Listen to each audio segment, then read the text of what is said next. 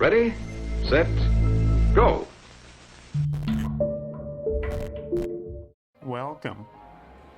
Welcome to this rare Sunday stream. I had some stuff happening with friends this past Friday, so decided I'd move this stream to one of my other few free evenings. So I hope this Twitch stream finds you well. If it does not, then hopefully this will help take your mind off of that. Not sure, because last we left our valiant hero,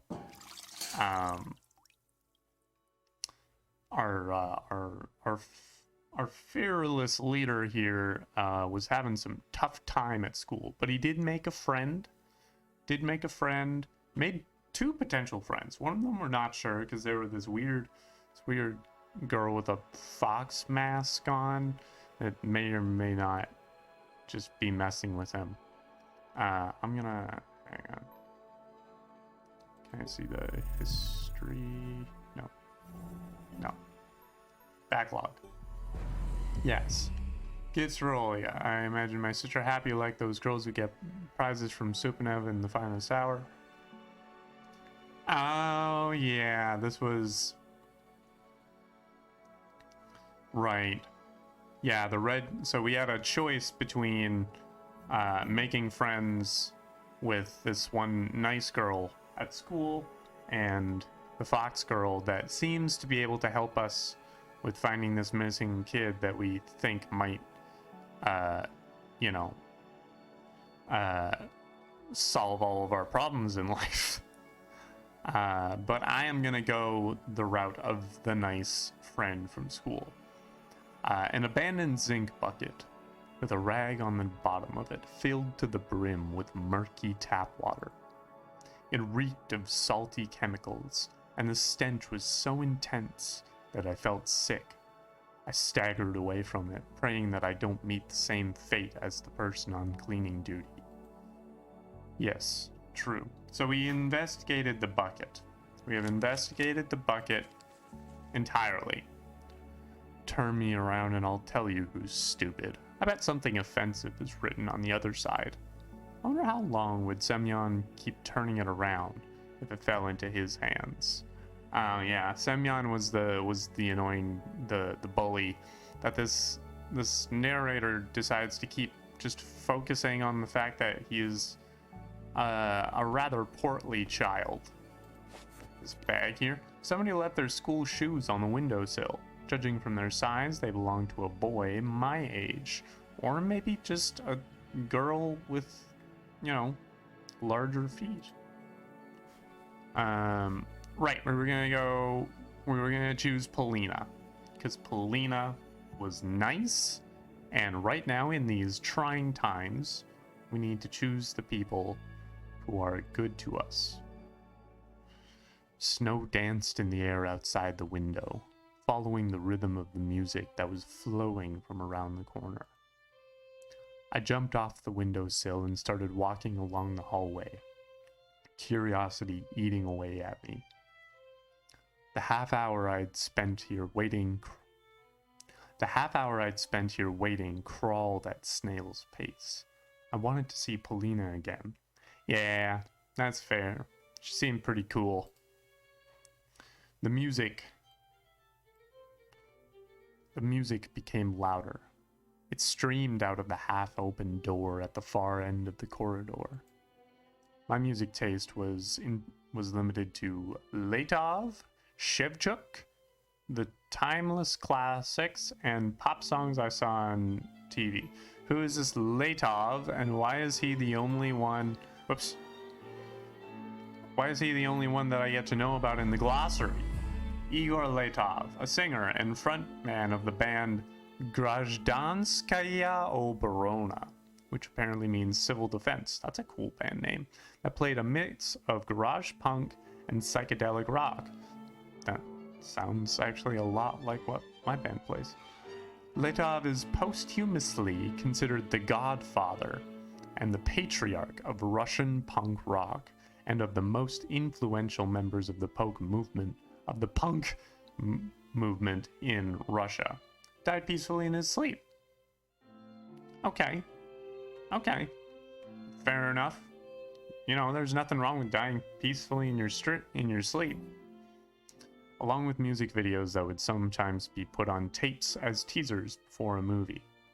Okay, so he listens to a lot of punk rock, some classics, and a little bit of pop music. Nice. But this violin melody captivated me. It felt like a master woodcutter working with delicate wood, a fragile crystal toy, a gust of warm wind. Ah yes, a chinook. We have those in Alberta. I pressed my cheek against the doorway. Polina was hiding from me in the far end of the classroom, but a shadow that fell on the wall definitely belonged to a girl with a violin. The movements of her bow were so graceful that I felt like I was getting carried away on the waves of music. Yeah, you really like this girl, don't you? Or you really like violin music. Or both. Could be both. My heart broke the barrier of my ribcage and started hopping around. Nah, he really likes this kid. Faster and faster, it jumped on snow piles, gliding between the pines toward the fiery sun above the windfall. Oh, hi, Paulina. Got tired of waiting? I was so deep in thought that I didn't hear the approaching footsteps. After bathing in music, Paulina felt even more magical. Oh, no, not really. I was just thinking about my comic. Liar. Just say you were impressed by her playing. Just, girls can be violins too. Also, hello, Go Poo Poo Pop. Great to see you. The real violins were the friends we made along the way. For some unknown reason, I lied. Yeah, I saw that. I noticed that. You draw comics? Yeah, well, I mean, I want to draw one. That's what I wanted to do when I was a kid. I wanted to be a cartoonist. Oh. And what will it be about? About the most charming and kind girl that plays a violin, who somehow happened to be in this house of horror. Okay. Honestly, that's not a bad idea. About a fox. I don't know, your mind's still on Elisa there, and aren't you? Oh, I mean, about talking animals who help children who get lost to return home from the woods. And then they dance in the night. Wow, sounds interesting. Did you come up with it yourself? I lowered my gaze. I got inspiration from looking out the window. That counts. That counts as your own idea. We descended to the first floor. No period there. Okay. And here we are outside. I opened the door in front of Polina. Dad told me how essential it is to be a gentleman. Glad to see it. So you're an artist, huh? I had a hunch you were different. Special. Are you joking? Me? This is one of those anime tropes where the protagonist doesn't think themselves anything particularly extraordinary in an attempt to be relatable to the reader. When, quite frankly, I like my protagonists to have like a little bit of confidence in their ability. And like some of the ability of some sort, but that's just me. Maybe I'm projecting. I'm absolutely average. Semyon is the average one. An average idiot. Wow. Great material here, Polina. This is good stuff. You're knocking it out of the park here. And you carry something kind and fluffy inside. Yeah, it's a cat. I've just got a cat in my jacket at all times.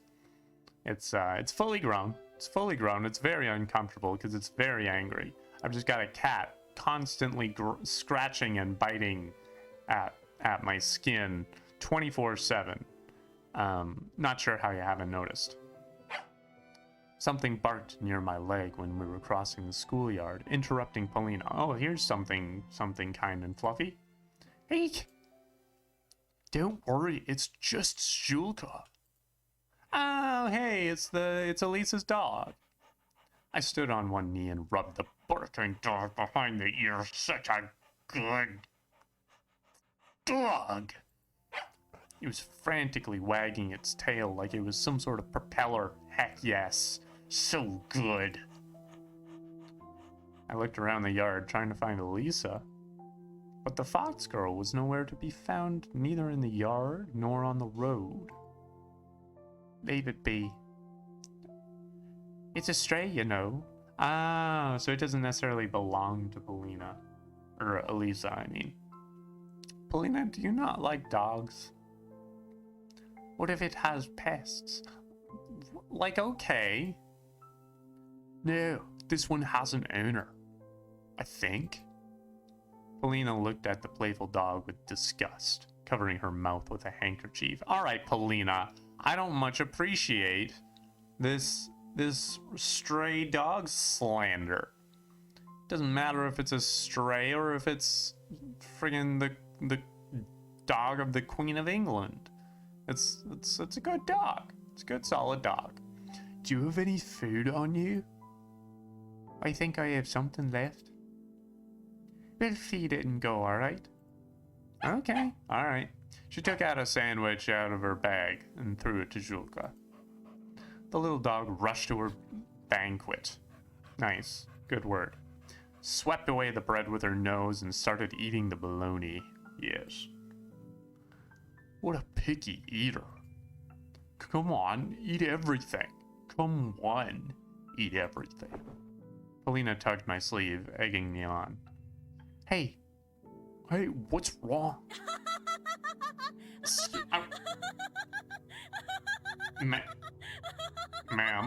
Ma'am. Okay, ma'am. I'm gonna need you to calm down for a moment. The real stray is Polina. True.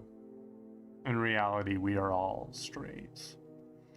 The violin girl had literally dragged me out of the school gate, stifling laughs into a fist. Why? What's so funny suddenly? What's going on? What happened? I don't understand. I turned around. Shulka followed us with sad eyes as we were leaving. The dog looked especially lonely with the school as the backdrop. Oh, Shulka, you can follow us. You can come along. And then Polina just stopped laughing. She walked alongside me with a blank stare, completely silent. Polina, what's your deal? What exactly is what we in the industry call your deal? What is it? Don't spread pests. Her remark turned out pretty harsh. Polina, I turned down a freaking... I turned down a fox girl with a solid sense of humor for you, and I don't feel like this was the best choice at the moment. Was it really the stray's fault she had to live in the street? No, it's not. Julka has not done anything wrong and does not deserve this treatment. They always attack people later. Polina, you're on thin frickin' ice right now. Thin frickin' ice. A pack of these almost killed my grandpa last winter. Okay, well, I guess that makes sense then that you would be a little scared of them, but that's horrible. He's paralyzed now. Okay, alright, I guess that's, like, I guess it would be understandable that you would hold some animosity towards them now. He would never be able to walk again. I remember the scary pack of dogs that was chasing me just a while ago. I'm sorry. It's okay. Polina showed me another enchanting smile, her eyes half closed. Okay. Alright, she's still got the charm, I guess. What matters is that we understand each other now. I forgot all about Shulka after she said that. Some third graders were throwing snowballs at each other and singing. 3, 4, 5, the owl will arrive. That's ominous. The owl? Excuse me? Oh yeah. Oh yeah. Okay. An image of my sister, sitting near the window, bored, looking for me in the twilight, flashed before my eyes. I promised myself that I will go home as soon as I escort Paulina. What's this song the kids are singing? It's the second time I've heard it today. We were walking down the main street. Somewhere near, a tractor was grumbling, cleaning snowdrifts. Ravens flew across the ashen sky. A flock of black birds circled above us, like scary crosses that ran away from graves. The hour one? It's just a local nursery rhyme. Grandpa used to sing it to me when I was little. He's very knowledgeable about local history and folklore. And what does that rhyme sound like? Listen. She started walking backwards, facing me and smiling. 1, 2, time to play with you. 3, 4, 5, the owl will arrive. 6 on end, the wolf's grey fur will stand. 7, 8, stomp your hooves and wait. Oh boy, okay, interesting. For the fox and for the bear, bunny tasty meals prepare. Great. Love it when a horror novel suddenly incorporates a child's nursery rhyme. That's always a good time. I thought that I had already met a fox this morning. Thankfully, I hadn't met any wolves or bears. As I was looking at the girl by my side, I became strangely brave. So I said something unexpected. You have a beautiful voice. Felina adjusted her hair, slightly embarrassed. Thanks. Did we hear? Well, I guess if we're just referring to the way that she talks, then I'll take the credit for that. So thank you, Anton. Thank you for that. I'm glad you like it. Is that the end of the rhyme? Did the bunny prepare those meals? Who knows? Nobody will be able to tell you now. It's really old. I'd even say ancient. There's a legend related to it though. Want me to tell you? Of course. Ooh, it's story time. All sorts of tribes had lived in the taiga back in the day. Grandpa told me they had this or some sort of rite when a boy was ready to become a man. Initiation. Initiation is what that probably was. Is this a horror dating sim? You know? I don't think so, but I'm not saying that with 100% confidence. I listened closely. I mean, I was also really close to that age myself. They would lead him into the woods where he needed to spend 3 days hunting. There's a legend about a young man who went into the taiga and never returned. And then suddenly came back when they already stopped looking for him. He was covered in scratches, dirty, cold. Ooh. Hello, throat singing. Ooh. Oh, I love that. I love the throat singing. That's so cool. Oh, I love that stuff. I imagined sleeping among the pines and bare blairs. His family rushed to help him, but he just fell unconscious. They brought a shaman. Or a shaman? Shaman? He looked at the young man and his face became grim. He told them that he was in bad shape. The young man convulsed until the morning, repeating that rhyme over and over. Over and over. 1, 2, time to play with you. As if Taiga itself was whispering it to him. And when the sun came out, he died. But the shaman said that he was already dead when he returned. He came out of the woods as a living corpse and whispered that rhyme with his dead lips. Great. Cool. Love that. Love to hear about that. Glad this is the resolution to that story. I froze in fear. Are you sure it's not some horror movie? I mean, all horror movies are just based off of older stories. Like, if we really broke it down and really traced back to where most horror movies come from, it's all from like old folklore and mythology. Most of the time, at least. Folklore can be way scarier than movies. Believe me, folklore can be really scary in movies. Folklore can make some of the best movies, I'd say. Grandpa said that this tribe just uprooted in a hurry and left to the south. They must have been brave if they lived here. Polina kicked one of the snow piles with her small boot. Brave, but stupid. Did they need a corpse to appear from the forest for them to understand? Understand what? That they needed to get out of here. There's the big world. And then there's our village. The world? She spread her arms wide. The village. She showed a distance that was almost invisible with her 2 fingers. I often imagine big cities. I can look at the globe for hours. Or at Around the World magazines from the library. They have such pretty names. Just listen. Reykjavik, Tel Aviv, music to my ears. She started circling, her eyes shut dreamingly. Ah, this kid's a dreamer. Okay. She may not like dogs, so that's we'll work it. We'll work that out. We'll get past that.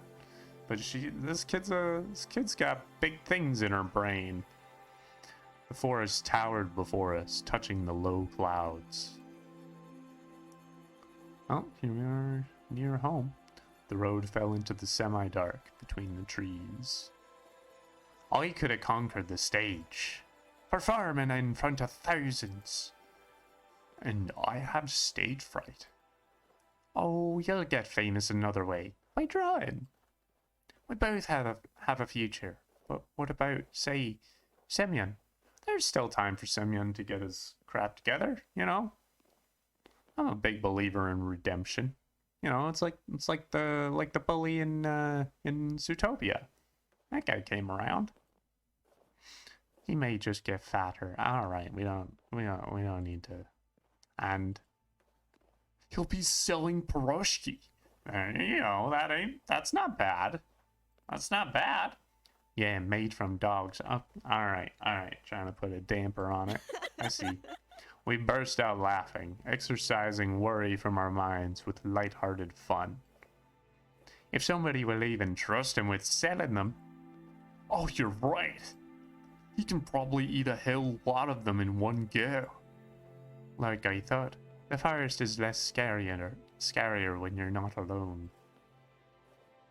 I looked around. Hey, this is the same picture that had the sock, but now there's no sock. The snow was sparkling, reflecting the last rays of the setting sun. My pulse fastened from the thought that we were alone. Yes, you're right. Is there maybe a little bit of a something between these two? There might be a little bit of something. Oh, who's that behind the tree there? Who's that? Hello? Who was that? Polina rushed through the fire break. Don't fall behind. I never fall behind. You know, the way you speak. Just like a hero from adventure books. Was she complimenting or mocking me? Mocking? Mockplementing? Maybe? I didn't want to look for the hidden I didn't want to look for the hidden I didn't want to look for the hidden meaning. Not when we're on such a wonderful walk. I mean, I like books. Oh, a well-read man. Intriguing. A man? A man? Really? I got embarrassed and my cheeks turned beet red. But I still thanked fate for being able to wander around the forest with Paulina like this. This is nice. This is cute. This is straight up precious, is what I would say. The girl suddenly stopped and started silently started silently into the darkening thicket, as if waiting for something. I felt uneasy all of a sudden. Well, no, we still got the strings going. This is still lovely. And then she asked me in a cold voice, "Have you been there?" "Where? Deep in the woods?" Polina burst out laughing again, shattering my anxious thoughts. "No, silly. In the big world. In cities with musical names. Does Moscow sound musical to you?" I like the... Oh, wait.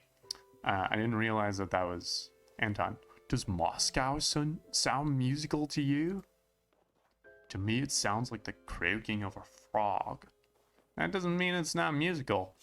Music is everywhere, dude. To me, it sounds like the croaking of a frog. You've been to Moscow?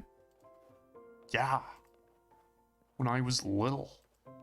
Polina's eyes started sparkling, like just blindingly, just like strobe lights, just whoop. What's it like? Well, it's beautiful. There's getting in my eyes here. Noisy? Neon lights everywhere. Neon lights. It felt like she was savoring those words. Have you been to the Red Square? Of course. It's so bumpy. I've been to Sum and Vonk too. Or VD and... Oh, let's check the glossary, people. Hello. Okay. Sum, the Central Universal Department Store, one of the biggest department stores in Europe, situated in downtown Moscow. It was founded in 1885 as Mirali's company. After the Soviet Revolution, the store was nationalized and given its contemporary name in 1933. Okay. And then VDNK H, not sure how that's pronounced, were the Exhibition of Achievements of National Economy, the second biggest exhibition complex in Moscow. It's present in the top 50 biggest European exhibition centers list. 49 architectural pieces on the complex's territory are considered cultural heritage monuments. Well, that's pretty neat. Those are some tourism hotspots right there. Nice. I love the metro the most. It smelled like what? She ran up to me, grabbed me by the sleeve, and stared in my eyes with clear interest. I can't describe it. And can you draw it? What? A smell? Great musicians can play smells. Can they? Is that... Someone find me an example of a musician that was able to express a smell, because You're lying. I'll give you the cassettes later. She started twirling in the falling snow again, and we're gonna end this YouTube video here, because this has been a nice interaction, but I feel like it's about to take a turn. I want that to be in the next episode. So, if you're watching live or you're watching the VOD, we're gonna keep going. But while I'm doing this, if you are enjoying this, thank you for being here. If you like what you see and you haven't followed, would love it if you did. If you have followed and you haven't subscribed and that's a thing you want to do, I would love it if you did that as well. If you're watching on YouTube, you can like, you can comment, you can subscribe, you can ring the bell, you can head over to Twitch and do all that stuff. You can get some merch if you want from streamlabs.com/telllankyguy/merch. And yeah, until next time, I'll see you later.